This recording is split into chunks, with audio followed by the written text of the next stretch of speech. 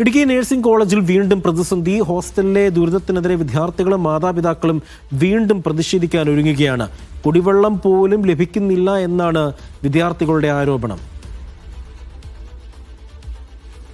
20/12/2024 ഈ അടിസ്ഥാന സൗകര്യങ്ങൾ വികസിപ്പിക്കാൻ വേണ്ടിയിട്ട് ഞങ്ങളുടെ പിള്ളേരെ കൂടെ സമരത്തിന് ഇറങ്ങിയിട്ടുണ്ടായി. അതിനുശേഷം ഏകദേശം 1 വർഷത്തോളം വാഗ്ദാനങ്ങൾ മാത്രമേ ഉണ്ടായിട്ടുള്ളൂ. ഇതുവരെ അത് പ്രാവർത്തികമായിട്ടില്ല. പല പ്രാവശ്യം ഞങ്ങളുടെ കുട്ടികൾക്ക് കുട്ടികൾക്ക് ഹോസ്റ്റലായിട്ട് പൈനാവിലെ ഹോസ്റ്റലിൽ വിട്ടുതരാമെന്ന് പല പ്രാവശ്യം പറഞ്ഞു. ഓർഡർ ഇറക്കി. എന്നിട്ട് ഓർഡർ ഇറക്കുന്നതല്ലാണ്ട് ഇതുവരെ അതിനൊരു ഫൈനലായിട്ട് പിള്ളേർ ഇതുവരെ താമസിക്കാനുള്ള ഒരു സൗകര്യം ഇതുവരെ ഉണ്ടാക്കിയിട്ടില്ല. മന്ത്രി പറഞ്ഞ വാഗ്ദാനങ്ങളെല്ലാം പല പ്രാവശ്യം ഞങ്ങളുടെ കയ്യിലെ രേഖകളുണ്ട്. പല പ്രാവശ്യം ഈ ഹോസ്റ്റൽ ഞങ്ങൾക്ക് വിട്ടുതരാമെന്ന് പറഞ്ഞ് ഓർഡർ ഇറക്കിയിട്ട് പക്ഷേ ഇതുവരെ ഇതിനൊരു തീരുമാനമായിട്ടില്ല.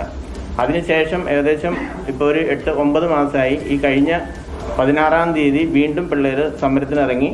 അന്ന് DME ഞങ്ങളോടൊരു സമയം ചോദിച്ചൊരു 3 ദിവസത്തിനുള്ളിൽ നിങ്ങളുടെ കാര്യങ്ങൾക്ക് ഒരു തീരുമാനം ഉണ്ടാക്കാമെന്നും പറഞ്ഞാണ് അന്ന് ഞങ്ങൾ 16-ാം തീയതി സമരം നിർത്തിയത്. പക്ഷേ 3 ദിവസമായിട്ടും ഒരു തീരുമാനം ഉണ്ടായില്ല. അതിനുശേഷം 23-ാം തീയതി കളക്ടറുടെ യോഗം ഉണ്ടായിരുന്നു. ആ യോഗത്തിൽ ഇങ്ങനെ തീരുമാനം എടുത്തു, പൈനാവ് ഹോസ്റ്റലിൽ പിള്ളേർക്ക് വിട്ടുതരാമെന്നും പറഞ്ഞുകൊണ്ട്. പക്ഷേ അതിലും തീരുമാനം എടുത്തതല്ലാണ്ട് അതിനൊരു ഫൈനൽ റിസൾട്ട് ഇതുവരെ ഉണ്ടായിട്ടില്ല. മുഹമ്മദ് ആഷിഖുണ്ട് വിവരങ്ങൾ നൽകാനായി. ആഷിഖ് തന്നെ ധാരാളം തവണ റിപ്പോർട്ട് ചെയ്തൊരു കാര്യമാണ് ഈ നഴ്സിംഗ് കോളേജിലെ വിദ്യാർത്ഥിനികളുടെ ദുരിതം സംബന്ധിച്ച വാർത്ത. നോക്കൂ, അവർക്ക് അടിസ്ഥാന സൗകര്യമായ കുടിവെള്ളം പോലും കിട്ടുന്നില്ല എന്ന് രക്ഷിതാക്കൾ വീണ്ടും പറയുന്നു. നിരവധി തവണ ആരോഗ്യവകുപ്പ് അതിനൊരു പരിഹരിക്കാമെന്നുള്ള ഉറപ്പ് കൊടുക്കുന്നു. ആ ഉറപ്പുകളൊക്കെ പാഴായിപ്പോയ അവസ്ഥ. വീണ്ടും ആരോഗ്യവകുപ്പിൽ അവിടെ വലിയ രീതിയിലുള്ള പ്രശ്നം ഇടുക്കി മെഡിക്കൽ കോളേജിലുണ്ട്.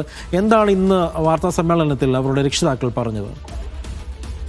ഇടുക്കി മെഡിക്കൽ കോളേജിലെ വിദ്യാർത്ഥികളുടെ സമരവുമായി ബന്ധപ്പെട്ടെടുത്ത് പരിശോധിക്കുമ്പോൾ നമുക്ക് കാണാനാവുക വാഗ്ദാന ലംഘനങ്ങളുടെ ഒരു തുടർക്കഥ തന്നെയാണ്. ഇത് ആദ്യമായിട്ടല്ല മെഡിക്കൽ കോളേജിലെ അല്ലെങ്കിൽ നഴ്സിംഗ് കോളേജിലെ വിദ്യാർത്ഥികൾ സമരത്തിനിറങ്ങുന്നത്. പലവട്ടം ഇതിനു മുമ്പും ഇത്തരം ഇതേ ഹോസ്റ്റൽ വിഷയം ഉയർത്തിക്കൊണ്ട് സമരത്തിലേക്ക് വന്നിട്ടുള്ള സാഹചര്യമുണ്ടായി.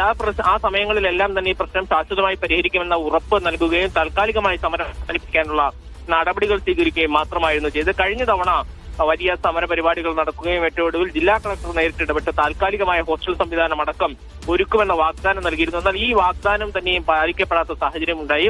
സമരങ്ങൾ ചെയ്തിട്ടും യാതൊരു തരത്തിലുള്ള നടപടിയും ഉണ്ടാകാത്ത പശ്ചാത്തലത്തിലാണ് നിരാഹാര സമരത്തിലേക്ക് കടക്കുക എന്ന മാർഗത്തെക്കുറിച്ച് രക്ഷിതാക്കളും വിദ്യാർത്ഥികളും ആലോചിക്കുന്നത്. അല്പനേരം മുമ്പ് മാധ്യമങ്ങളെ കണ്ടത് PTA പ്രതിനിധികളും മാതാപിതാക്കളുമാണ്. അവർ പറയുന്നത് ഒരാഴ്ച സമയം കൂടിയാണ് ജില്ലാ ഭരണകൂടത്തിനും ആരോഗ്യവകുപ്പിനും ഇതുമായി ബന്ധപ്പെട്ട് നൽകാനുള്ളത്. ഇതിനുശേഷം പ്രശ്നങ്ങൾ പരിഹരിക്കപ്പെട്ടില്ലെങ്കിൽ നിരാഹാര സമരവുമായി രംഗത്തേക്ക് കടക്കാനുള്ള നിലപാടാണ് ഈ സമയത്ത് തീരുമാനിക്കുന്നത്. അതേസമയം ഹോസ്റ്റൽ സൗകര്യങ്ങൾ ഏറ്റവും അപര്യാപ്തമാണ് എന്നുള്ളതാണ്. പെൺകുട്ടികളടക്കം താമസിക്കുന്ന ഹോസ്റ്റലുകളിൽ കുടിവെള്ളം പോലും ഇല്ലാത്ത സാഹചര്യമുണ്ട്. ഇത് പരിഹരിക്കാൻ തയ്യാറാകുന്നില്ല എന്ന പരാതിയാണ് ഇവർ നിരന്തരമായി ഉന്നയിച്ചുകൊണ്ടിരിക്കുന്നത്. അത് ഇതുവരെ പരിഹരിക്കപ്പെട്ടിട്ടില്ല എന്ന യാഥാർത്ഥ്യം അവിടെ നിലനിൽക്കുകയും ചെയ്യുന്നു. അജി, ഏതായാലും വലിയ രീതിയിലുള്ളൊരു ബുദ്ധിമുട്ടാണ് അവിടെ വിദ്യാർത്ഥികൾ അനുഭവിക്കുന്നതാണ് അവരുടെ രക്ഷിതാക്കൾ വാർത്താ സമ്മേളനത്തിലൂടെ അറിയിച്ചത്.